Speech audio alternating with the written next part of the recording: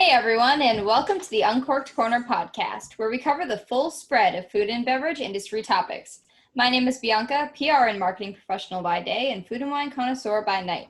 And my name is Nick, an accountant with a passion for barbecue, beer, and whiskey. Today we welcome Spencer Mahoney. Spencer is General Manager of Roasting Operations at Atomic Coffee Roasters in Massachusetts. Not only is Atomic the very first coffee company on the podcast, they are also one of my local favorites. From ground to bag, Spencer gives us the scoop on the coffee roasting process, their foray into the canned cold brew game, and even some tips on brewing the best coffee at home. All right, everybody, let's get into the podcast.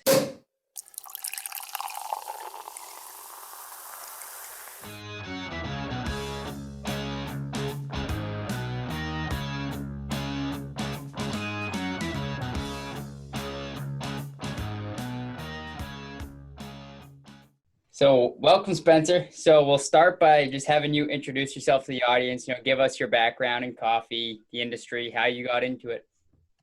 Cool. Yeah, my name is Spencer Mahoney. I'm the general manager of roasting at Atomic Coffee Roasters in Salem. Atomic is a family business in my family, and so it was started by my two uncles in the late 90s. And my background in coffee, I basically worked at one of the cafes when I was in high school and into college. And then I kind of did some other stuff and came back to it 2 years ago now, originally in more of a marketing position. And then like all small businesses, kind of one thing led to another. And then, a year later, I'm more in a production general manager type of a situation here while also still helping with marketing. But I've got to learn a lot really quickly, and coffee is something that I love, and I love kind of going deeper in knowledge all the time. So yeah, that's kind of a quick snapshot, I guess. Awesome. Can you tell us about the history of Atomic and the cafes that you do have? And, what was the idea behind it in the beginning? I know it's from your family, so that's really, really cool. So we'd love to hear more about that history. Sure. Yeah. So Atomic was started in the late 90s by my two uncles, originally as a cafe on Cabot Street in Beverly. That grew to a couple of different cafes in Marblehead and Newburyport, and started roasting coffee at one point in the front of the shop in Beverly. And since then, we have expanded in sense of roasting and wholesaling coffee and our capabilities in making cold brew and stuff like that. We're down to just the flagship cafe in Beverly from when we were at 3 at one point, but our focus is way more on supplying coffee to our different wholesale partners and direct to consumer and cold brew in like kegs and cans and stuff like that. That cafe is my favorite. I used to go all the time when I went to Endicott, so it was down the street. Yeah, and we actually had cold brew on tap at Endicott for a little while last year. That's awesome. Until COVID happened. Yeah. I wish they had it when I was there. Yeah, right. Well, I guess it was just down the street. Nice. So you want to start by taking us through the coffee roasting process? Yeah. You want to start like at origin, or you want to start at the roastery? Yeah, we'll start with sourcing the beans. Okay. Yeah. So I got the opportunity to go to Costa Rica and to a coffee farm in February with one of our partners that we source coffee from. And I think what's really interesting to me about coffee is that it's like one of the most popular, I don't want to say drugs, but one of the most popular things that people like have a daily habit regarding, but don't really know a whole lot about, what it is and where it comes from, or what roasting is or anything like that. So essentially coffee is a seed, not a bean, of a plant, and it comes in a cherry, kind of a berry-like fruit. And then when it's time for harvest, the cherries are picked off the plant, and then there are different processes to get the seed basically out of the fruit. And those processes can kind of lend itself to how the coffee ends up tasting after it's roasted. And so it is gone through a process where it goes from the cherry to basically a dried out seed as we know it when it comes into the roastery. And the farmer or mill that it's processed at will export it in burlap bags, usually on cargo ships, and they'll come across the world to basically warehouse or wherever they're being sent to. And then they show up at our roastery. And I don't know if you've ever seen what coffee looks like before it's roasted, but it's kind of like it looks more like a seed. It's kind of green or tan. And then essentially when you roast coffee, it's basically like it's kind of like a giant oven, I guess, for lack of a better term, that has a barrel that's constantly spinning. So you get the roaster to a certain temperature, and then you drop the coffee in the top. It goes into a barrel that's constantly rotating so that the seeds inside aren't sticking to the edge and burning. And then you've got basically time and temperature are the things that you're controlling. So you have a lever that's basically like adjusting flame on your oven at home or your stovetop at home. And so when you roast a new coffee, you're basically finding like the right recipe, like the duration that you want to roast it for, and all these different things lend itself to how the coffee actually tastes at the end. So when you have a new coffee, you're basically developing that recipe. And then once you figure out how you want to roast it moving forward, you put that coffee into more production roasts, like you have the recipe and now you're just following the recipe. So then you're using that lever, for lack of a better term, to just basically give it more flame, give it less flame, to basically stick to the recipe until it's at the right temperature and time that you want it to be. Then you drop it from the roaster into a cooling bin, and basically it's just constantly rotating the beans so that it doesn't roast any much past that point. And that is the absolute quickest way that I can explain from origin to, it's about to go in a bag and be shipped to your house. Awesome. So with the shipping from origin, you mentioned burlap bags. Is there any reason for that? I know it's kind of the iconic, coffee bean bag. What's the story behind that? So as far as I know, it was actually most coffee used to originally come in jute bags, which looks kind of like burlap, but the material is a little bit more like coarse or hard. And coffee from Colombia still comes in jute bags. But the reason it used to be jute is because basically the farmers would grow coffee and they would also grow jute, and then they would basically dry. I don't know what the process is for jute growing, but basically they would use that jute that they're growing on their farm to be able to actually make the bags and send it and basically be self-sufficient in that way. And now that has kind of gone away, like I said, except for really in Colombia, because they would just rather use that space to grow more coffee than to grow something that they can buy burlap bags for a lot cheaper. So burlap specifically, I'm not exactly sure, but as far as I know, that's how it ended up originating in like a 150, 130 pound bag and to what it is today, Got it. I didn't know if it would give it a certain flavor or something that's just tradition. Yep. Yeah. And like a lot of coffees too, like some will come in just burlap, and then some will come in what's called a grain pro bag, that is basically like a liner that comes in the burlap, and that keeps the coffee fresh into like a certain moisture content. Got it. So on that flavor, when you're going through the roasting process, what goes into what gives certain coffees and certain beans their flavor after they're, once they're in your cup? So what makes some more fruity, some more chocolatey? Yep. It's definitely a bunch of factors, but it's where the coffee's coming from. So the origin, the country, the elevation it's grown at, and then like the varietals.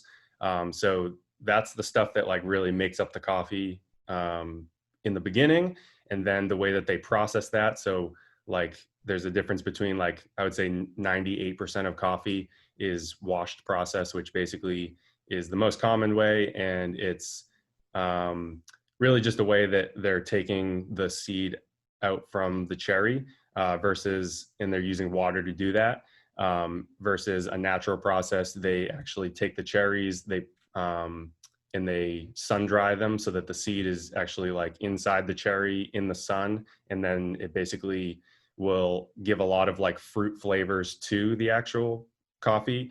So like we have a really nice coffee right now from Ethiopia that is a natural process. Those tend to be my favorite coffees.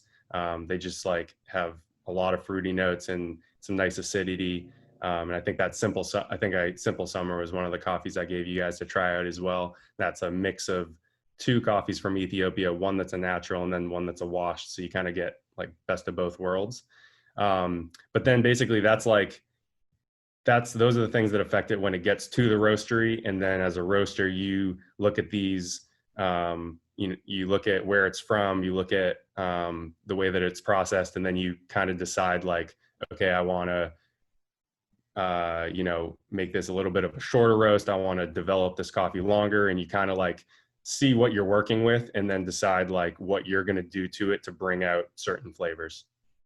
Awesome. And you have both hot and cold brewed coffees. And I've purchased the beans myself to make in our coffee pot. And I'm very much like a black coffee drinker, just hot coffee all the time. Great. So I don't really do a lot of iced coffees, but you did provide us with the nitro cold brew and the other cold brew. And I love both of them. I've been drinking them every day because it's been so hot.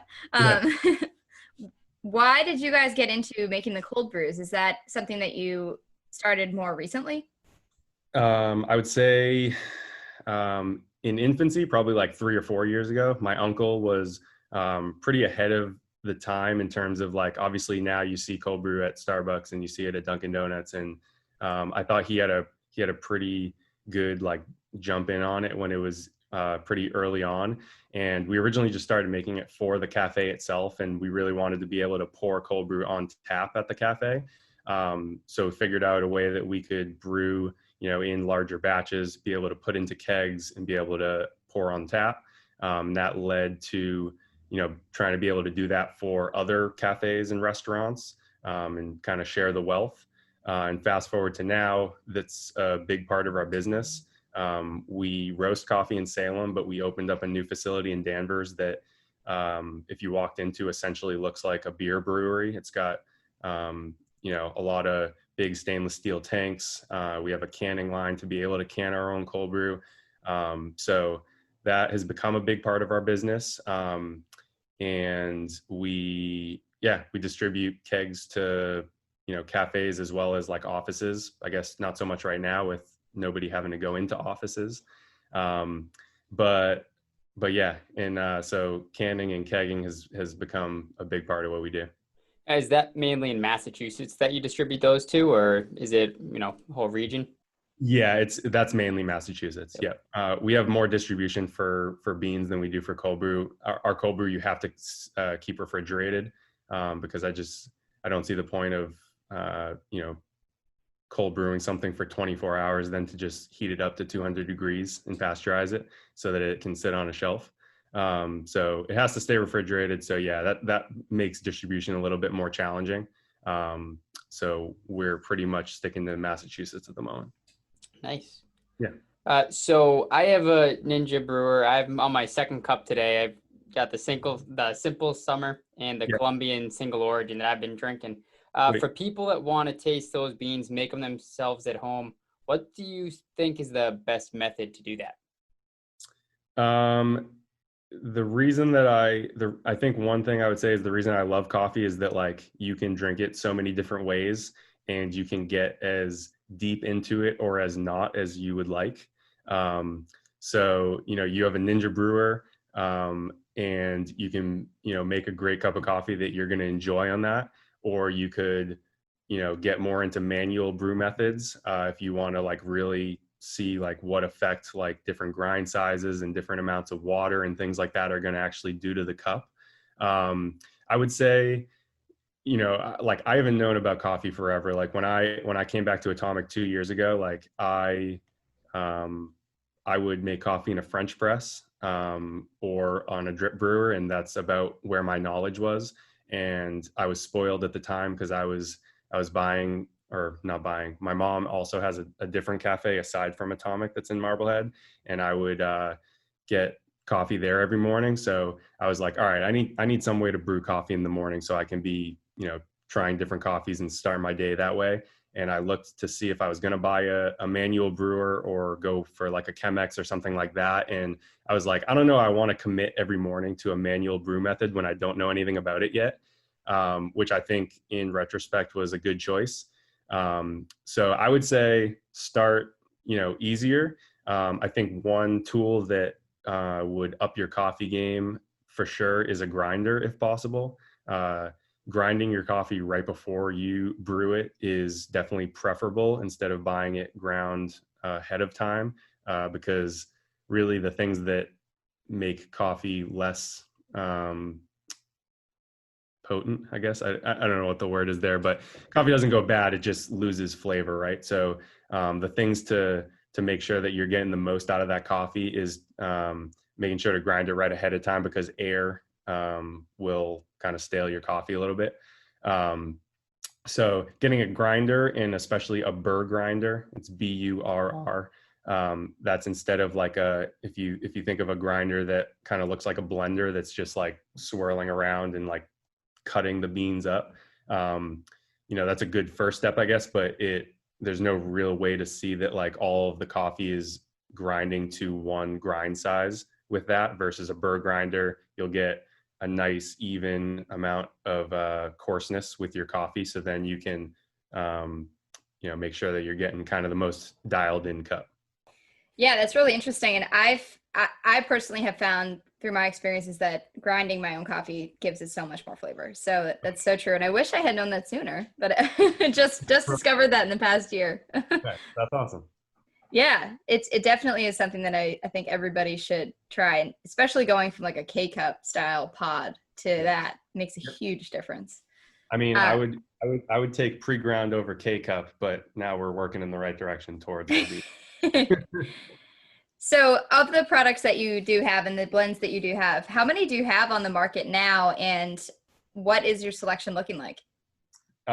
We typically have probably 15 offerings, 12 to 15 offerings for whole bean coffee at a time, with the majority of them being staples that we have all the time. And then we usually do 2 to 3 like limited release coffees. As of this week, we actually have 4 limited release coffees, which is making it even more fun. But those are really like the passion project kind of stuff. Those are where we get to be constantly like sourcing new coffees from different countries that seem interesting, or the processing seems interesting, or based on the time of year. Like we're just tasting our first Kenya yesterday, which is like a very distinctive origin and lends itself to a distinct cup of coffee. So that's where like a lot of the excitement for me as a roaster comes into play, is constantly being able to try new coffees and be able to release them. So we have a good amount of coffees that we sell through our website, and then obviously as you look at like different channels of where we're selling them, they get a little bit more limited based on like what the store is and what the cafe is and things like that. And then in terms of cold brew, we just have those 2 cans right now that I let you guys try. We have an original still cold brew that goes really well over ice, and then we have a nitro cold brew that is best served on its own and has a really nice cascade and kind of mouthfeel over the normal cold brew. Is there a region that you find your favorite coffees are from? I would say, yeah, I tend to like coffees from Ethiopia. I would say would be my favorite. And Ethiopia is actually the birthplace of coffee. If you didn't know that as well, that's like where the plant originated from. Very cool. Yeah. Do you have any best sellers, rotating coffee blends that you have always ready to go? Yeah, I would say that our staple like best sellers are blends always sell more than single origins. It's just a wider audience that's what they are looking for and are more palatable. And with blends, you can keep coffees, kind of rotating within those blends and staying fresh all year round, but also keeping the same kind of a profile. And so I would say our staples are really Rocketeer blend is like our medium, and Black Velvet is kind of like a medium dark, and then Diesel is kind of the darkest that we go. And those have probably been on our offering sheet, I would say, for definitely since we've been roasting, maybe like 10 years or something. And so if you've gone into the cafe in the last decade, I'm sure you probably had a cup of Rocketeer at some point. So to get into the tasting of the coffees that we have here, Yep. I know Nick brewed up the two. What did you say, Nick? The Simple Summer and the Columbia? Yep, Simple Summer and Columbia. And I have the cold brews. So we'll go into tasting those. Nick, do you want to start us off? Yeah, so this morning I started my day with the Simple Summer.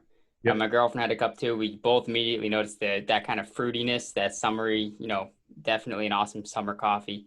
Yep. And now I'm drinking right now the Columbia, which seems to be, from the coffees that I've had, more of my favorite origin. I really like that sort of chocolatey, creamy, nutty texture and taste from it. And this one's awesome. Might be my new go-to.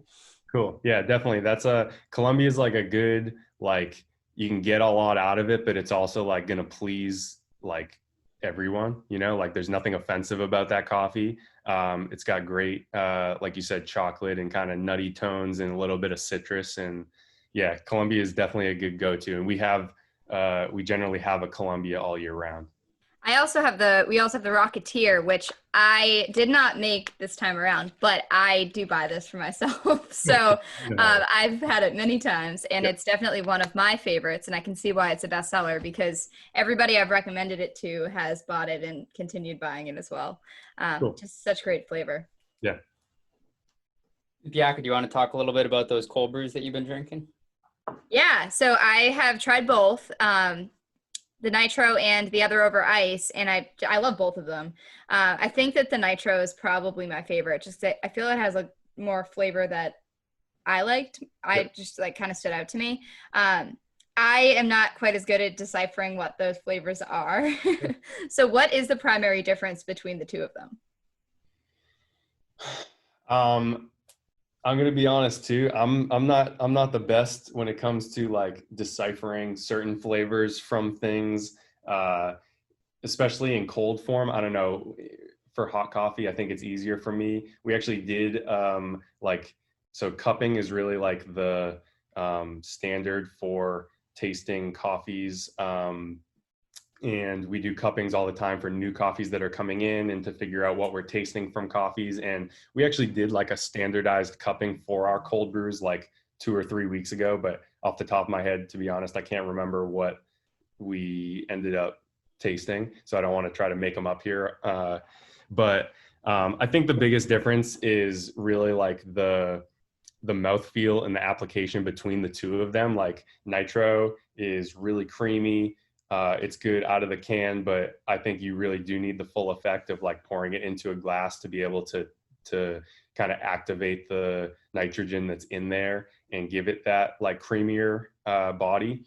And then the regular cold brew, it's like over ice. It's really refreshing. It's really like, I think one thing I enjoy about our cold brew over others is that it's not like there's chocolate in there, but like the blend that we use for cold brew isn't just like tons of chocolate, tons of like heavy body. Like you can start deciphering like some definitely deeper things in there, and I think it keeps it a little bit lighter and refreshing, and it's good in summer, or I guess all seasons, but it's good on its own as well as like with milk or however you normally drink iced coffee. Yeah. One thing that we talk a lot about is like food and wine pairings, and obviously coffee is flavor all its own.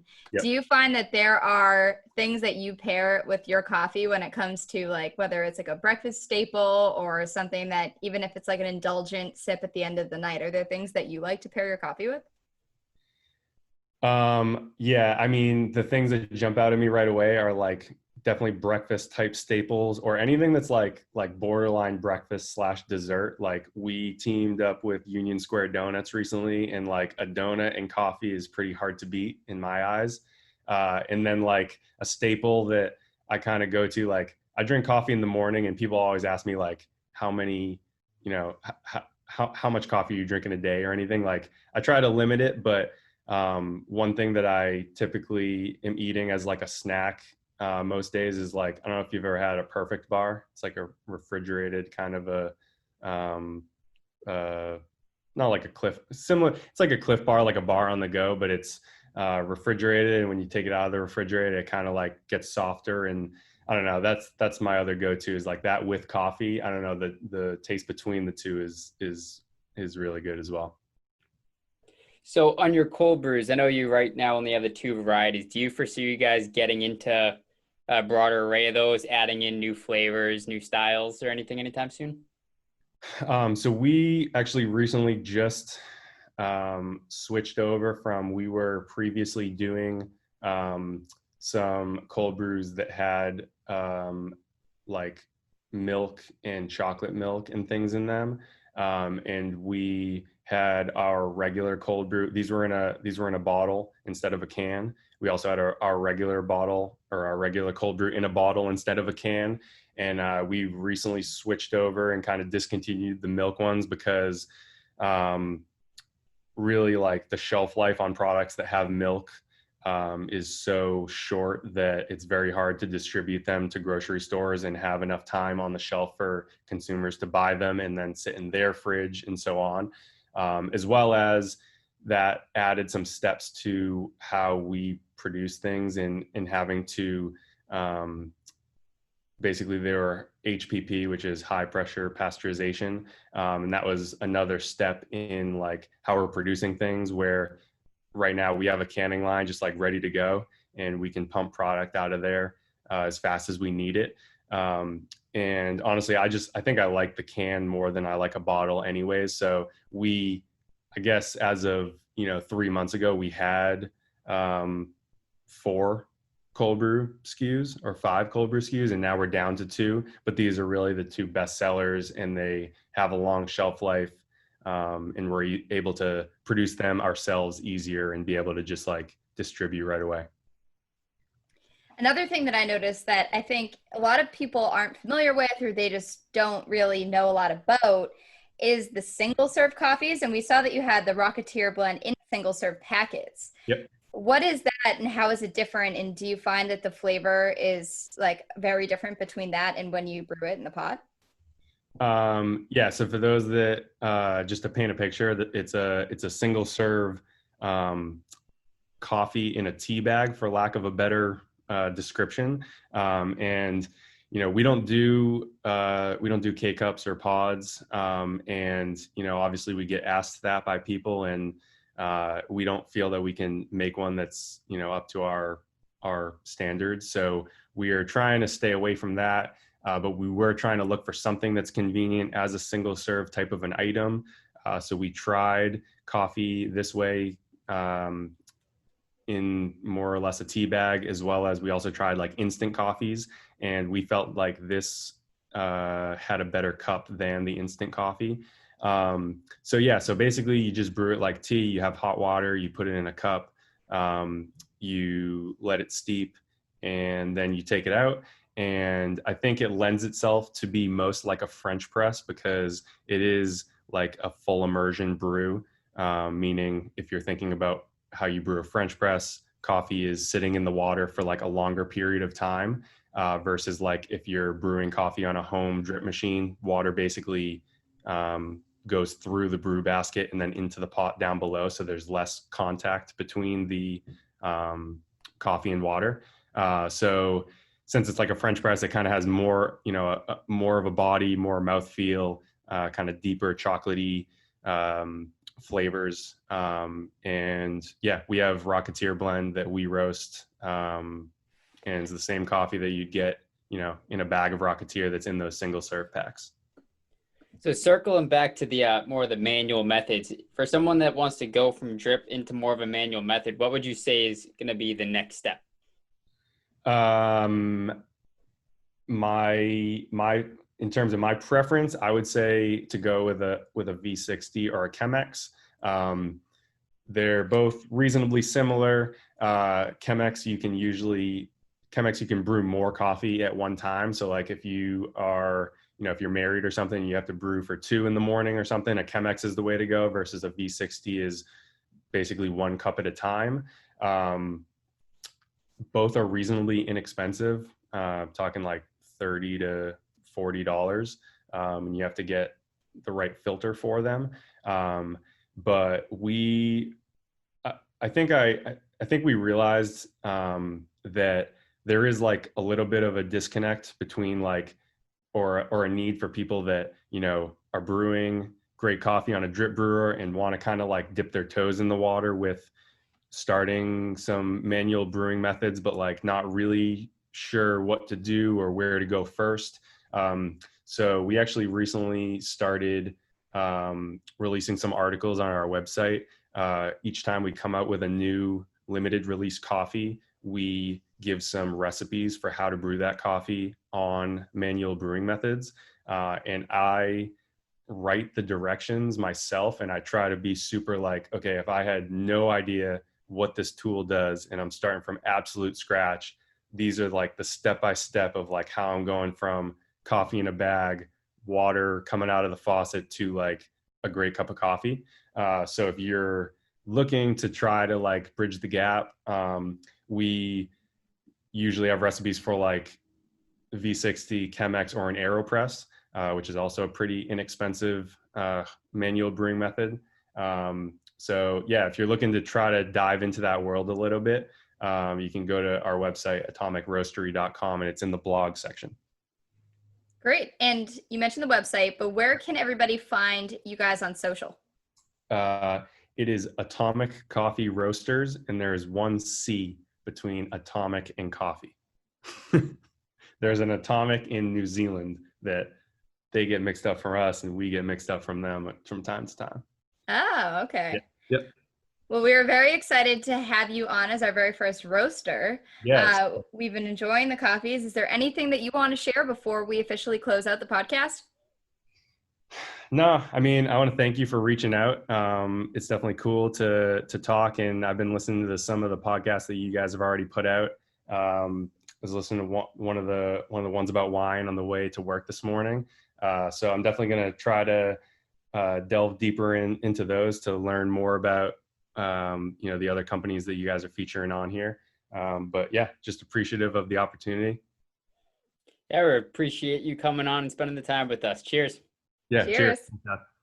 Be sure to follow us on social at Uncorked Corner and on the blog at uncorkedcorner.com for a taste of more food and beverage content. And if you enjoyed the show, don't forget to leave a comment, subscribe, rate, and review on whatever podcast platform you prefer. Thanks for listening.